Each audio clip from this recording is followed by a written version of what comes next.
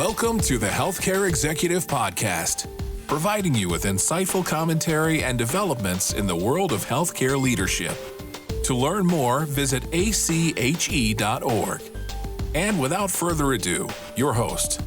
Hello again, everyone, and welcome to the Healthcare Executive Podcast. What a show we have today. Our guest today is Ben Nemtin. He is the New York Times best-selling author of What Do You Want to Do Before You Die? And star of MTV's highest-rated show on iTunes and Amazon called The Buried Life. As a co-founder of the Buried Life movement, Ben's message of radical possibility has been featured on The Today Show, The Oprah Winfrey Show, CNN, Fox, and NBC News. In fact, President Obama called Ben and the Buried Life inspiration for a new generation, and Oprah declared their mission truly inspiring. Ben has headlined business conferences and spoken to Fortune 100 leadership teams around the world, garnering standing ovations from teams at AIG, Anthem, Amazon, FedEx, Harvard, Microsoft, Verizon, and many more. He is recognized as one of the world's top organizational culture thought leaders and was ranked third best motivational speaker in the world by Global Gurus in 2022. Ben will be presenting the Leon I. Ginsing Commemorative Address and Luncheon, Passion to Purpose, the Ripple Effect of Authentic Leadership at ACHE's 2023 Congress on Healthcare Leadership, which takes place March 20th through the 23rd in Chicago. His presentation will share how leaders can create a ripple effect of authentic leadership to create healthy, happy, and successful organizations. You can register for Congress today at ache.org/Congress. With that introduction, Ben, welcome to the Healthcare Executive Podcast. Such a pleasure to have you. Eric, thanks for having me. Okay, if anybody's done a Google search ahead of time of, of you and understanding your background, they're going to see stuff. They're going to see the Buried Life movement. So how did that initiative begin? And then I guess, really, how has it evolved over the years to where it is today? Well, it began as just a 2-week road trip in 2006. When I was in university in Victoria, British Columbia, I was actually feeling pretty discontent. In fact, that's an understatement. I actually got hit with my first depression when I was in my first year university. I put a lot of pressure on myself to succeed, and sort of live almost like a perfect life, quote unquote. So I wanted to do well at school. I wanted to do well in athletics. I was on the under 19 national rugby team. And for all of intents and purposes, I was living sort of a life that I thought was going to make me happy, but ultimately I put so much pressure on myself that I started to lose sleep and get anxious about performing well at the World Cup, where I was going to be playing in the rugby under 19 World Cup. And this lack of sleep, this constant pressure, this anxiety that I was feeling, it all contributed to me sliding into this depression, which ultimately had me drop out of school. I got dropped from the national rugby team because I just couldn't go to practice. I was unable to leave my house, my parents' house at the time. And so I was really crippled by this. And it was the first mental health crisis that I'd ever been through. And luckily, my friends actually kind of pulled me out of the house and had me come work with them in a new town for the summer after I dropped out of school. And I started to meet new kinds of kids that were different than the kids I'd been hanging around with in high school, kids that had traveled, kids that were creative and just had imagined things and then done them. And I really got energy from these new friends. And I realized that some people gave me energy and some people drew energy from me. And I realized that I had to be around people that gave me energy, especially at that time in my life. So I made this commitment as I was starting to feel back to myself after the summer away. And I finally found a therapist that I could talk to. And so I was understanding that this is normal, these types of feelings happen. And I thought, okay, I'm going to try and only surround myself with people that inspire me. And that changed my life, that one decision, because there was one kid that I knew that was inspiring, and he was a filmmaker from my neighborhood. His name was Johnny. And I called him up and I said, Johnny, you make movies. I want to make a movie. Let's make a movie. And so we set out on this mission to create a film around a bucket list, as well as helping other people achieve their bucket list items. And we gathered 2 other friends and we thought, let's go after this list and for 2 weeks, and let's help other people, and let's make a short film and show our friends. Well, that 2-week road trip ended up lasting 10 or 15 years. And the list items that we thought were completely unachievable, these pipe dreams, these moonshots that we never thought we would actually do, make a TV show, sit with Oprah, have a beer with Prince Harry,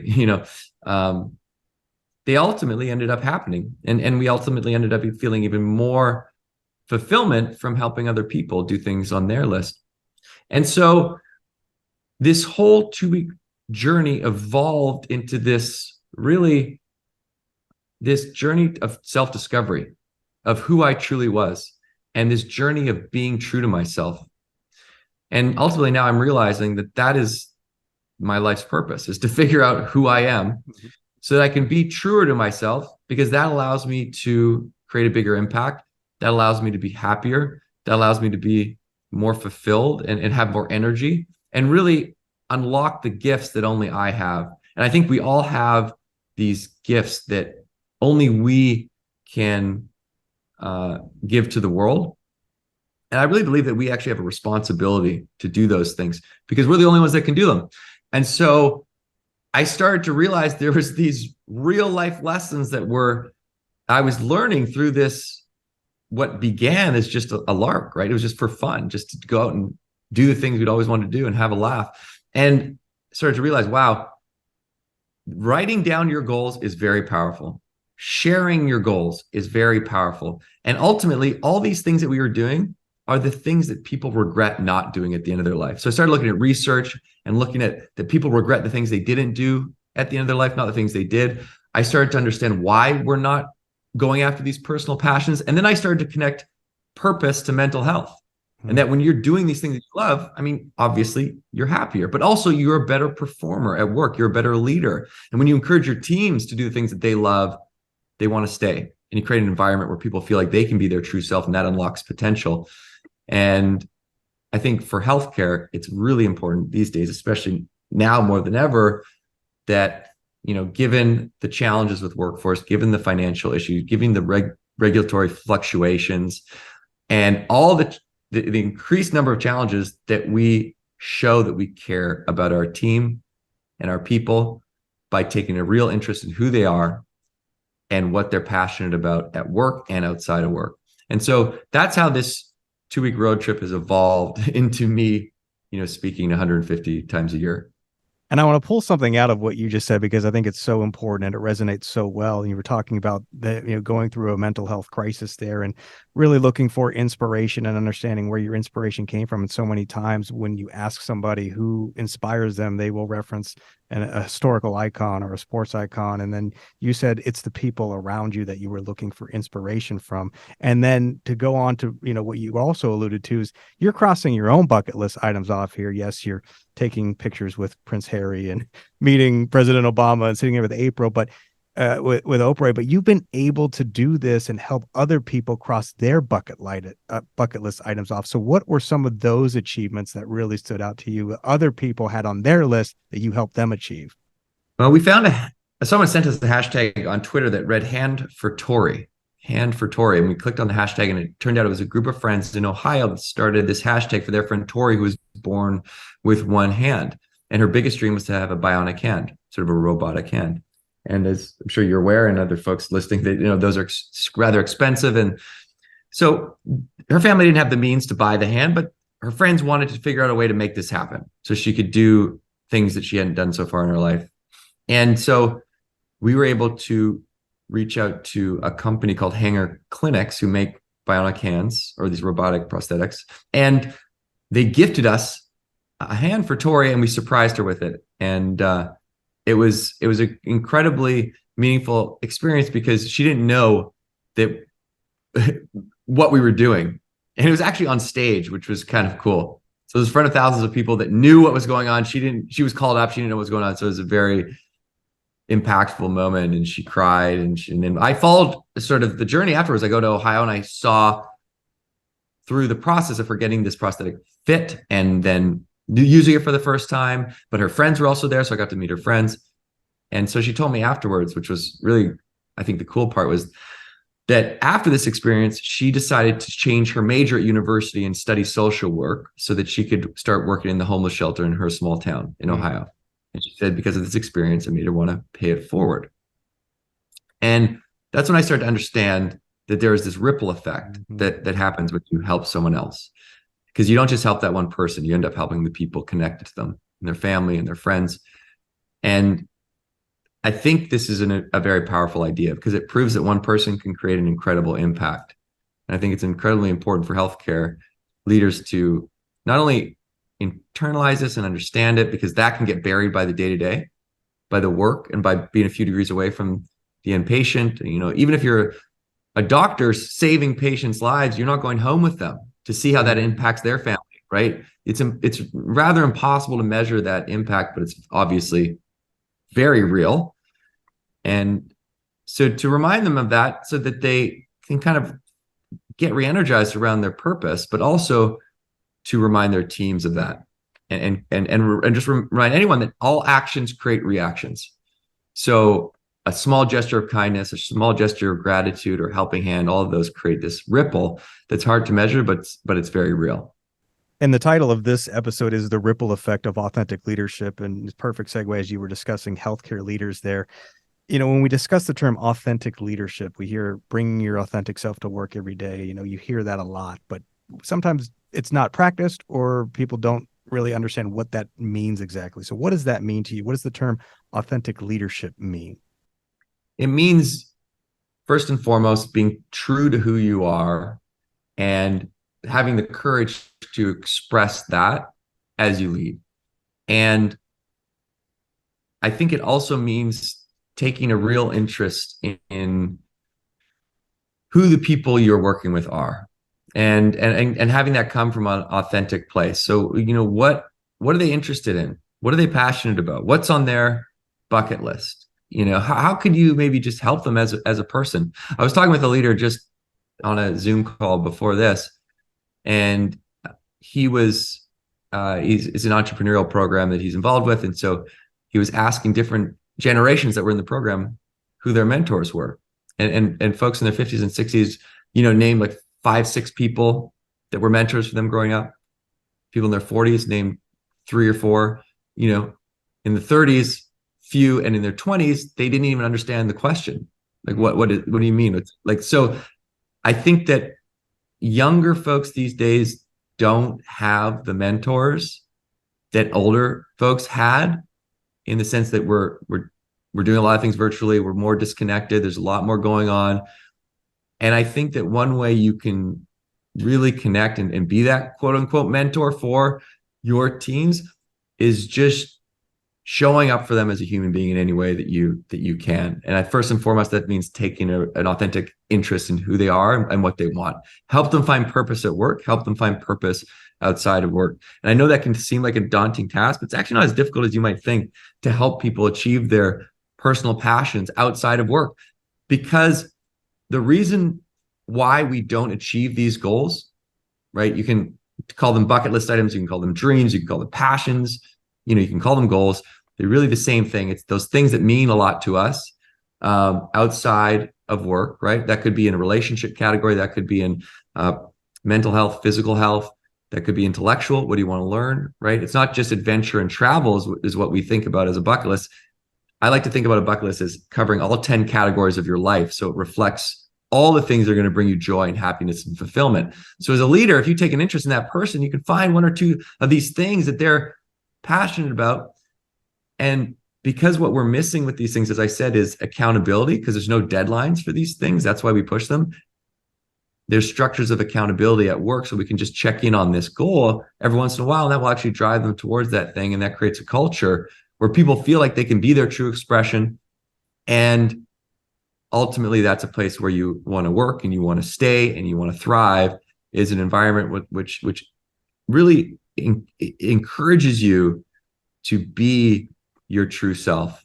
And so I think that's what authentic leadership is. 1, being authentic and living the life that you want your team to live, right? Leading by example, being open and honest and vulnerable about the things that you might even be struggling with, because that will allow them to share the things that they're struggling with. And that means you can divert a crisis before it becomes a crisis. And it also means take an authentic interest in who your team are and what they want inside and outside of work. And then if you can, even helping them achieve some of those things, or having, their leaders, their managers understand what those are, and they can check in on those kind of in their reviews. I'm fascinated with that mentorship discrepancy you just mentioned. And I think whether it's in a healthcare system or any other business, you're going to find a workforce that does have, you know, older folks, 50s, 60s, 70s, and there are the younger generations also walking the halls, maybe in their 20s and 30s. So do you think that it is, and where's, blame is not the right word, but is it that there's the lack of willing mentors for the younger generation, or does the younger generation, are they less willing to accept mentors because they have so much digital technology at their fingertips where they need an answer to a question, they go to Google? We didn't have that. We had to seek out an answer. They have technology. In your opinion, where does that discrepancy sort of come into play? I think it's probably a little bit of both, and I'm definitely not an expert on this. So I was just speaking from what my gut is. If I think that probably there was a trend where leaders, were just taking less interest in the human being leading up to COVID, and I think there was probably less of that type of interaction. And then COVID hit, and there was, a digital workforce. I mean, it's different in healthcare, but, just talking overall. And I think that people are having issues bringing people back to work because the younger generation is like, well, why? Like I wasn't, I'm getting the same thing at work, at home, than I would at work. Why would I, go into work? Like, but if you have those meaningful relationships at work from your leaders, you have that guidance, you have that mentorship, you have that real value of being connected to someone, then I think you'll be more inclined to come into work. I want to read you something that one of our healthcare leaders wrote in a post on the ACHE blog. Professional development is professional self-care. So with that being said, and you're kind of touching on it a little bit, how can healthcare organizations and leaders better support the personal and professional development of their workforce? Yeah, well, I think that they're definitely one and the same, and I think that obviously, well, I guess not obviously, but I believe that there are resources at a lot of, that these folks have at the different healthcare organizations that they're working for. Doesn't mean they always use them, or doesn't mean that they are aware of what those resources are. And so I find sometimes it's helpful to, one, remind people that this is the human experience. It's okay to not be okay sometimes. And we all have ups and downs. What's not okay is to not talk about it. And so here are the things that you have available to you, which, by the way, a lot of Americans don't have access to these types of benefits, EAP, or other type of wellness programs. So it's really a blessing to be able to have access to these, and kind of reverse that narrative that it's selfish to take care of yourself, to put yourself first, and that it's actually the opposite. It's service, because by putting yourself first, you put yourself in a position to serve others.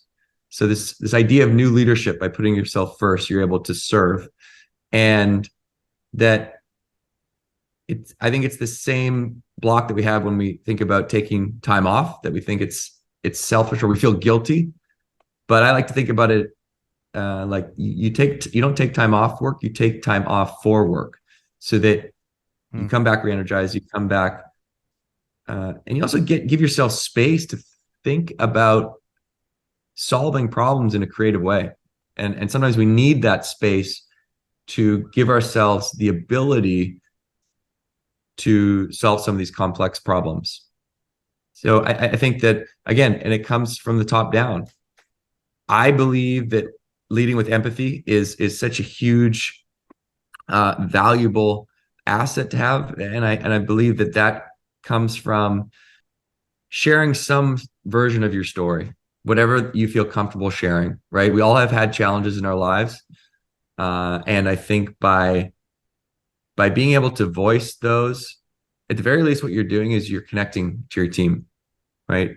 They're seeing that you are not very different than them, because guarantee at least a quarter to a half of your workforce is severely struggling right now. I mean, it's just, you know more than ever, more than anyone, like how hard it's been for people coming out of the pandemic and dealing with anxiety and depression. And so I think that, creating an environment where people feel safe to talk about these things and know that they are supported, and connecting that to their professional development, and just understanding that we all have to take care of our mental health, just like we have to take care of our physical health. And here's what I've been, struggling with in my life. And this is actually how it has allowed me to be a better person, be a better leader. Because what I found personally is those things that I thought were my weaknesses, right? This depression, they actually turned out to be my strengths, because every time I go through any type of dip, I learn things about myself.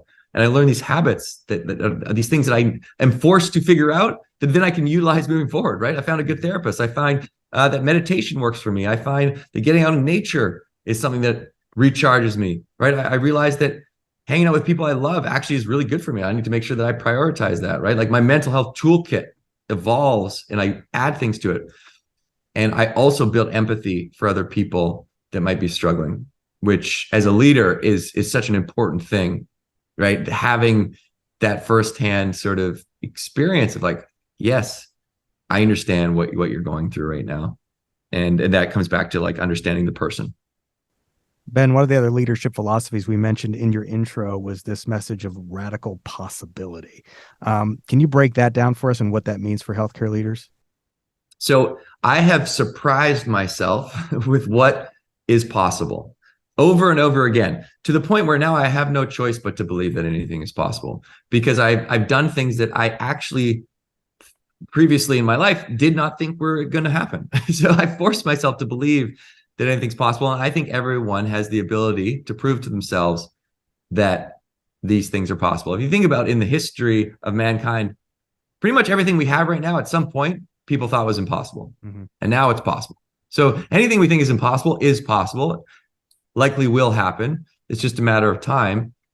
And so now I think about challenges, not can I do it, but do I want to do it? Does this align with my values? And am I willing to put in the work that I know it will take to make it happen? Because just because it's possible doesn't mean it's going to be easy. Like we know it's going to be hard, but I know that there's a solution and I know that it's possible.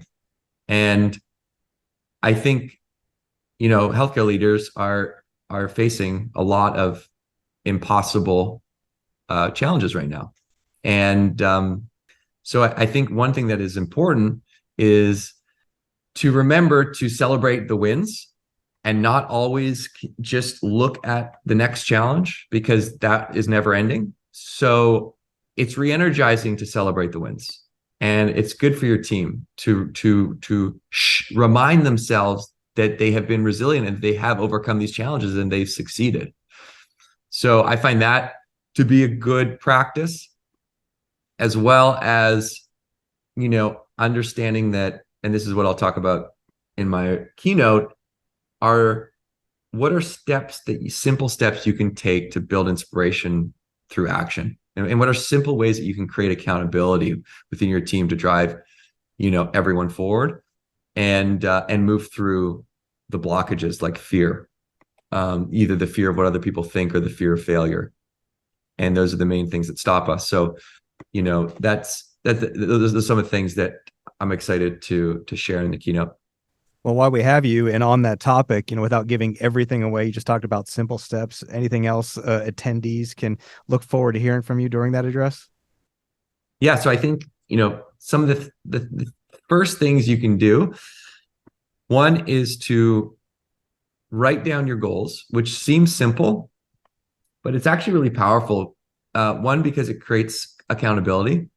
And what you do when you write down your goals is when you read something, the difference between reading something and writing it down is when you write something down, you have to visualize it twice. And so you actually remember it at a deeper level, because you have to visualize it when you think about writing it down, and then you have to visualize it when you actually write it down. So it's kind of imprints on your brain in a deeper way.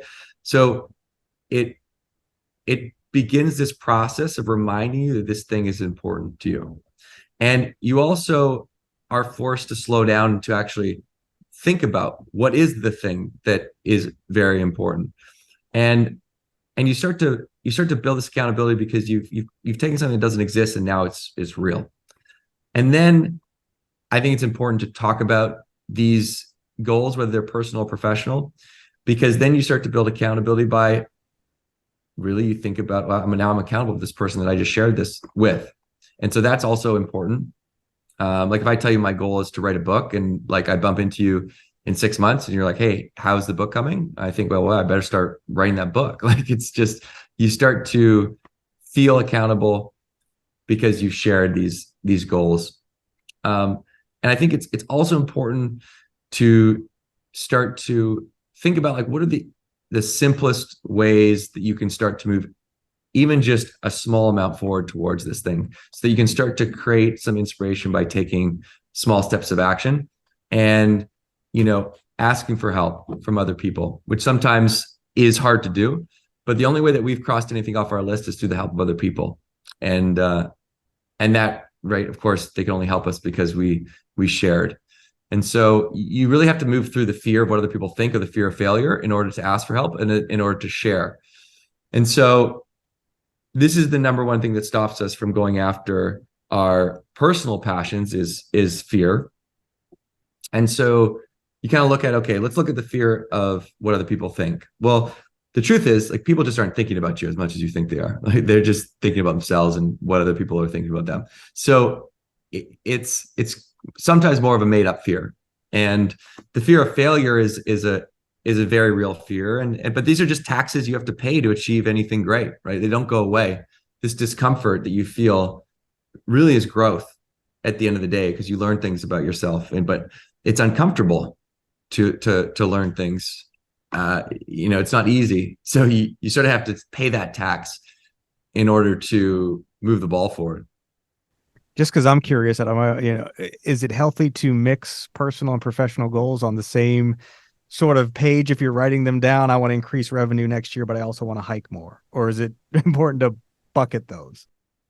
I don't have an answer because I think it's personal preference. I like to make different buckets, for pun intended, for different categories. So my latest book is the Bucket List Journal, and this is how you write your list in 10 different categories. In those 10 categories of life that I talked about: physical health, mental health, material goals, relationship goals, creative, financial, giving back. And I think that's just helpful because it gives the list writing process, some structure. Yeah, you completely answered my question and helped me go. And yes, it would be beneficial for me to create categories of these goals when I'm listing them out. Thank you very much. Ben, by the way, yeah, Ben well, Nemtin, because I would just say mainly because, these are a lot of these things we don't realize we're not doing, right? Like, these are the things that we realize on our deathbed and we're like, crap, I blew it. Like I should have reached out to John, my high school friend, years ago. Why did I let that relationship just wither away? Or why didn't I tell my dad how I really felt? Or why didn't I, take my kids on that trip that we'd been talking about, but we kept pushing because it never was quite the perfect time, or why didn't I start this initiative to give back, or why did I just take more time to play and have fun, And so those are the things that we regret. And those are the things that we kind of need to really be intentional about understanding and identifying so that we don't have those regrets at the end of our life. Ben Nemtin is the co-founder of The Buried Life. Ben, it's been such a pleasure. Thank you so much for helping our listeners, giving us a little preview here of what we can expect at Congress. Thanks, Eric. Can't wait. All right, remember, you can hear Ben at ACHE's 2023 Congress on Healthcare Leadership.